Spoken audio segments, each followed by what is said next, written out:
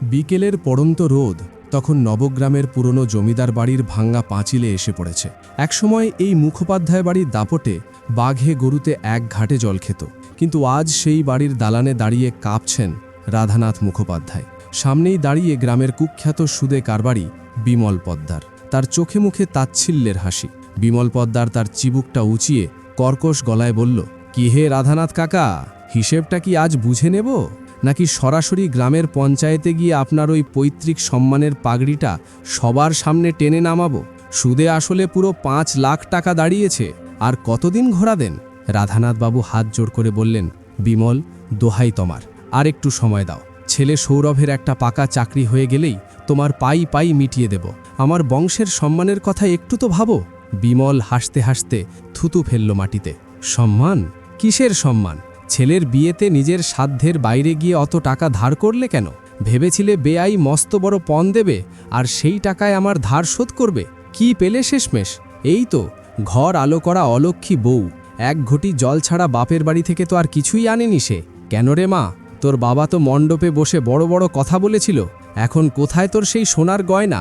আমি তো এই ঘরে কেবল পিতলের বাসন ছাড়া আর কিছুই দেখতে পাচ্ছি না। ঠিক তখনই বাড়ির ভেতর থেকে বেরিয়ে এলো মৌ আর সৌরভ।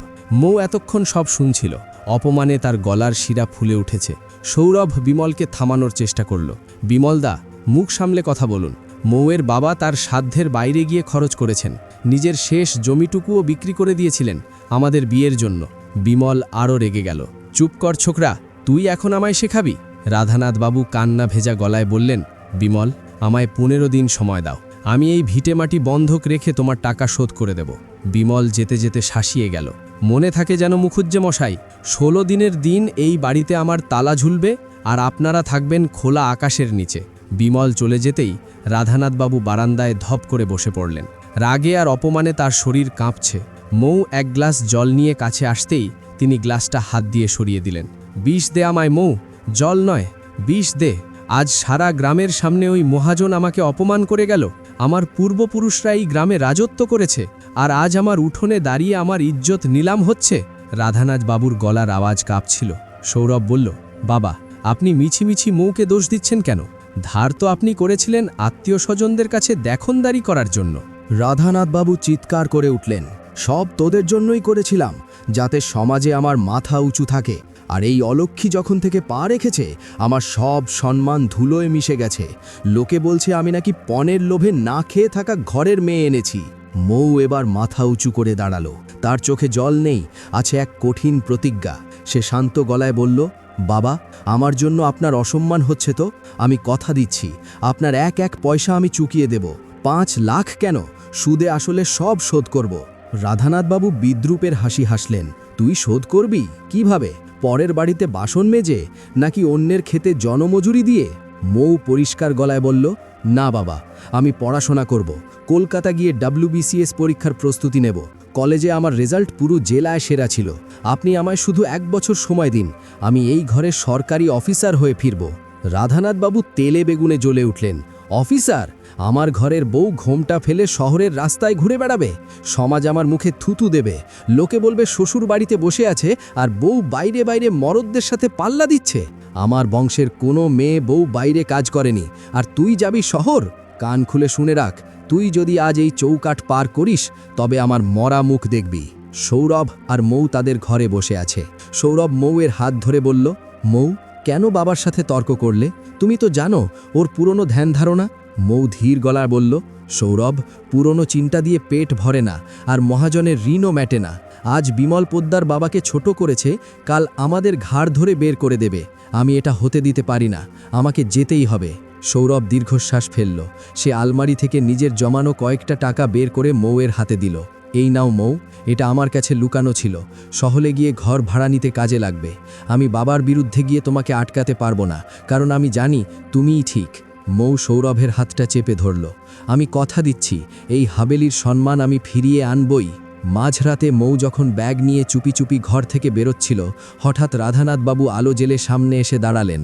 তার হাতে একটা লাঠি। তাহলে এই পরিকল্পনা চলছিল আমার অগোচরে? আমারই ঘরে আমারই অসম্মান করার চক্রান্ত?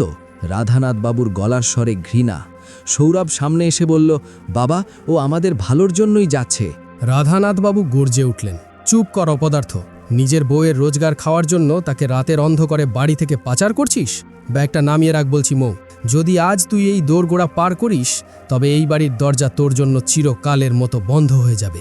মৌ এক মুহূর্ত থামল, তারপর শান্তভাবে বলল, দরজা তো আপনি সেদিনই বন্ধ করে দিয়েছিলেন বাবা, যেদিন আমায় নিজের বাড়ির মেয়ে বলে মানতে পারেননি। আমি শুধু আপনার ছেলের বউ নই, আমি আপনার বাড়ির সম্মান হতে চাই। আমি যাচ্ছি। রাধানাথবাবু চেঁচিয়ে বললেন, যা, কিন্তু মনে রাখিস, কাল সকালেই আমি পুরো গ্রামে রাষ্ট্র করে দেব যে তুই কারোর সাথে পালিয়ে গেছিস। তোর চরিত্রে এমন কলঙ্ক দেব যে কোনো দিন কাউকে মুখ দেখাতে পারবি না। মোয়ের বুকটা ফেটে যাচ্ছিল, কিন্তু সে হার মানল না।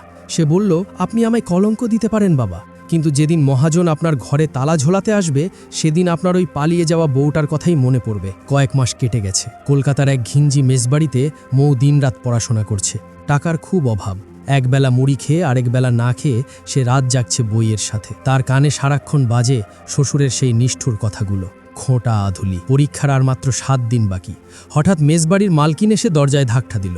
মৌ, 2 মাসের ভাড়া বাকি তোর। আজ যদি 3000 টাকা না দিস তবে তোর সব বইপত্র আমি নর্দমায় ফেলে দেব। মৌ মেস মালকিনের হাতে পায়ে ধরল। মাসি, আর 7টা দিন সময় দিন, আমার সিভিল সার্ভিস পরীক্ষা। সারা জীবন এই সুযোগের জন্য অপেক্ষা করেছি। মালকিন শুনল না। শেষে উপায় না দেখে মৌ তার বিয়ের শেষ স্মৃতি, মায়ের দেওয়ার উপর মলজড়া, খুলে মালকিনের হাতে তুলে দিল। এটা আমার সব শেষ সম্বল মাসি, এটা রাখুন। পরীক্ষা দিয়ে আমি কোথাও কাজ করে টাকাটা চুকিয়ে দেব। আমায় শুধু পড়ার সুযোগটুকু দিন। রূপোর মলটা হাতে নিয়ে মালকিন গজগজ করতে করতে চলে গেল। মৌ মেঝের উপর বসে পড়ল। তার 2 চোখ দিয়ে জল পড়ছে, কিন্তু ঠোঁটের কোণে হাসি।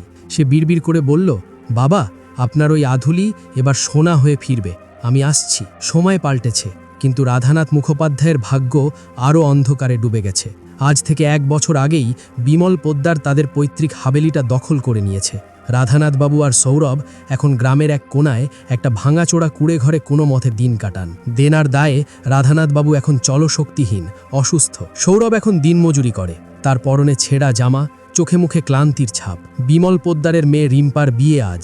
সেই বিয়ের আয়োজন হচ্ছে মুখোপাধ্যায়দের সেই পুরনো হাবেলিতেই।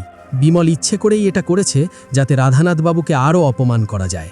বিমল পদ্মার তার চামচাদের নিয়ে কুড়ে ঘরের সামনে এসে দাঁড়ালো। কি হে রাধানাথ কাকা, মরলে নাকি বেঁচে আছো? যমরাজ বোধহয় তোমায় ভুলে গেছে। সৌরভ কুড়ে ঘর থেকে বেরিয়ে এসে বলল, বিমলদা, বাবা খুব অসুস্থ, দয়া করে আজ আর বিরক্ত করবেন না। আমি তো আজ সারাদিন আপনার গুদামে কাজ করে দিয়েছি। বিমল অট্ট হাসি দিয়ে বলল, গুদামের কাজে কি আর 5 লাখ টাকা শোধ হয় রে মূর্খ? শোন, আজ আমার মেয়ের বিয়ে, হ্যাভেলিতে অনেক বড় বড় অতিথি আসবে। তুই এক কাজ করবি, পুরনো মালিক হিসেবে তোদের একটা বিশেষ কাজ দিচ্ছি। তুই আজ বিয়ে বাড়ির গেটে দাঁড়িয়ে অতিথিদের জুতো পরিষ্কার করবি আর জুতো পাহারা দিবি। যদি ঠিকঠাক করিস তবে আজকের সুদের টাকাটা মকুব করে দেব। সৌরভ স্তব্ধ হয়ে দাঁড়িয়ে রইল, তার চোখে জল। রাধানাথবাবু ভেতর থেকে সব শুনছিলেন। তিনি ধুঁকতে ধুঁকতে দরজায় এসে দাঁড়ালেন। বিমল তাকে দেখে হেসে উঠল। কি কাকা, সেই অলক্ষী বউটার কোনো খবর পেলে? সে তো কলকাতায় গিয়ে কার সাথে ফুর্তি করছে কে জানে, আর তুমি এখানে জুতোর পালিশ সুখে দিন কাটাচ্ছ। রাধানাথবাবু ডুকরে কেঁদে উঠলেন। আজ তার মনে হচ্ছে সেদিন যদি মৌকে না আটকাতেন তবে হয়তো আজ এই দিন দেখতে হতো না। সৌরভ বাধ্য হয়ে হ্যাবেলির গেটে দাঁড়িয়ে অতিথিদের জুতো গুছিয়ে রাখছে। বিমল পদ্মার ঝকঝকে পাঞ্জাবি পরে বুক ফুলিয়ে ঘুরছে। পঞ্চায়েতের প্রধান থেকে শুরু করে বড় বড় রুই কাতলারা আজ আমন্ত্রিত। হঠাৎ 4-5টা পুলিশের জিপ সাইরেন বাজাতে বাজাতে হ্যাবেলির সামনে এসে থামল। গ্রামের মানুষ অবাক, বিয়ের বাড়িতে পুলিশ কেন? বিমল পদ্মার ঘাবড়ে গিয়ে সামনে এগিয়ে এলো। কি ব্যাপার দারোগাবাবু, কোনো সমস্যা? আমি তো মিষ্টি পাঠিয়েছিলাম থানায়। থানার বড়বাবু গম্ভীর গলায় বললেন, আজ এই জেলায় নতুন ডিএসপি চার্জ নিয়েছেন, তার নির্দেশেই আজ এই হ্যাবেলিতে তল্লাশি চালানো হবে। বিমল চিৎকার করে উঠল, তল্লাশি? কার এত সাহস? আমি জেলা শাসক থেকে বিধায়ক, সবার লোক। ঠিক তখনই মাঝখানের জিপ থেকে নীল বাতি জ্বলানো গাড়িটির দরজা খুলল। নিখুঁত পুলিশের উর্দি, মাথায় টুপি, চোখে চশমা। গাড়ি থেকে নামলেন মৌ। এখন তিনি ডিএসপি মৌ মুখোপাধ্যায়। পুরো গ্রাম স্তব্ধ। সৌরভের হাতের জুতোর ব্রাশটা মাটিতে পড়ে গেল। রাধানাথবাবু লাঠিতে ভর দিয়ে ভিড়ের পেছনে দাঁড়িয়েছিলেন, তার চোখ ছানা বড়া। মৌ ধীর পায়ে বিমল পদ্মারের সামনে এসে দাঁড়ালো। বিমল থতমত খেয়ে বলল, মৌমা, তুমি পুলিশ? মৌ গম্ভীর গলায় বলল, এই জেলার ডিএসপির সাথে কথা বলার সময় একটু দূরত্ব বজায় রাখুন মিস্টার বিমল পদ্দার। আপনি আমাকে খোটা আধুলি বলেছিলেন না, সেই আধুলি আজ সরকারের আসলি কয়েন হয়ে ফিরে এসেছে। মৌ তার ইন্সপেক্টরকে ইশারা করল। ইন্সপেক্টর রায়, এই লোকের ঘরের সিন্দুক চেক করুন। লাইসেন্স ছাড়া সুদের কারবার আর গরিব চাষিদের জমি হাতিয়ে নেওয়ার সব খাতা আমি আজই বাজেয়াপ্ত করতে চাই। বিমল কাঁপতে কাঁপতে বলল, মৌমা, আমি তোমার শ্বশুরের সব ধার মাফ করে দিচ্ছি, দয়া করে আজ আমার মেয়ের বিয়েটা নষ্ট করো না। মৌ গর্জে উঠল, ধার কিসের? আমার বাবা জমি বিক্রি করে আপনাকে যে 5 লাখ টাকা দিয়েছিলেন সেটা ছিল আসল টাকা, আর আপনি যা আদায় করেছেন তা ছিল বেআইনি সুদ। উল্টো আপনি এই হাবেলিটা জবরদখল করেছেন। এই বাড়ি আজই সিল করা হবে। মৌ এবার পঞ্চায়েত প্রধানের দিকে ফিরল।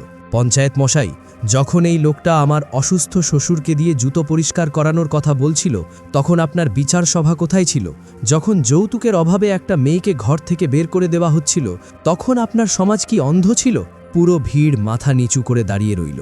মৌ এবার সৌরভের দিকে এগিয়ে গেল। সৌরভের চোখের জল মুছিয়ে দিয়ে বলল, সৌরভ, অনেক কষ্ট করেছ, আর নয়, এবার মাথা উঁচু করে দাঁড়াও। সব শেষে মৌ রাধানাথ বাবুর সামনে গিয়ে দাঁড়ালো।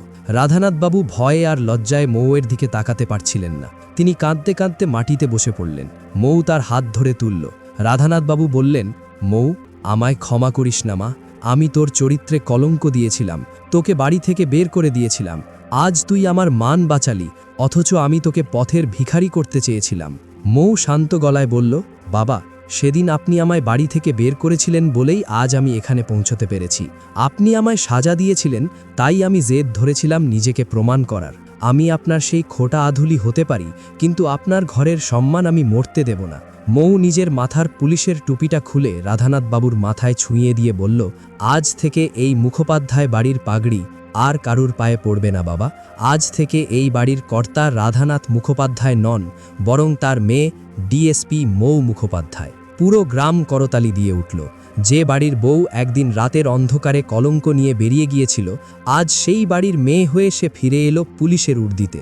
রাধানাথ বাবু মৌয়ের মাথায় হাত দিয়ে বললেন, মা, আজ তুই শুধু আমার ধার শোধ করিসনি, তুই এই সমাজের সেই পুরনো পচা চিন্তাটারও ধার শোধ করে দিলি।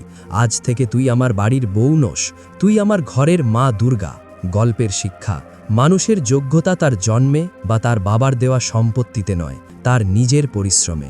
একজন নারীকে সম্মান করলে সেই নারী গোটা বংশের সম্মান রক্ষা করতে পারে।